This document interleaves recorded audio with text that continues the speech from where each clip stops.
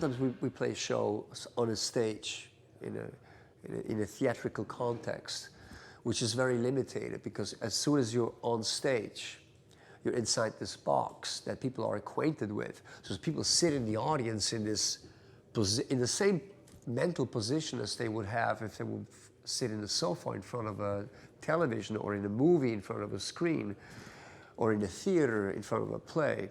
And that theatrical presentation, I think, is very limited to the developing of like music. So we do a lot of experimental settings where we set up inside of the audience, which we call it multiple stage setup. And with those events, we create a new relationship with the audience, because they can choose from which angle they observe. Now, the way this affects the way we play or the way we improvise is that the audience becomes a part of the concept. So in that type of surrounding, we can play 4 on the floor or like a minimal set for like 2 hours, you know, or maybe we go to halftime sometimes, or maybe some double time, but we can play the same tempo for like a long time. And as a matter of fact, in June, we're gonna come out with a video EP that we recorded in the studio, but that really shows how we work, how we exchange ideas. And everybody in the band, although everybody has been doing many different styles, and everybody in the band except for me is actually a sound engineer, but we all have a background in jazz. So knowing how to improvise, you know, understanding how to articulate an idea, communicate it, make it more stable, understand how long you stay with one idea before you switch to the next one, how long it takes to build something that it consolidates before you destroy it again.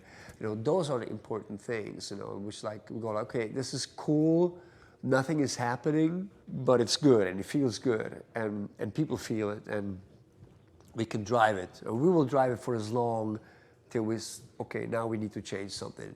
Okay, now we need to, it's kind of like this fire here. You put logs and the flames shoot up, and then at some point it kind of goes down, and then what you have to do is like, okay, well, maybe now I have to add something new, you know, and maybe the fire will die, or maybe new flames will like shoot up. So this is how we see improvisation.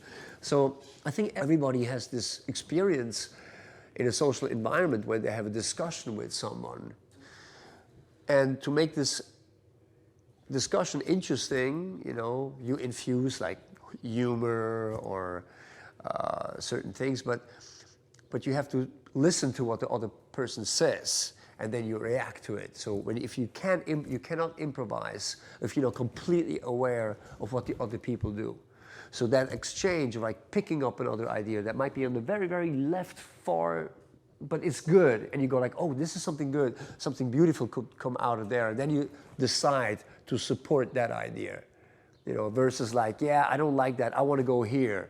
You know, you give every idea that emerges a chance, and when things work out, that's the process that it like works, and it's almost effortless, and that brings you into that zone that we were talking before. You know, but you have to leave your ego out. It's not about who has the better idea or who's right or who's wrong. It's being sensitive, or like, okay, wow, oh, this is sexy.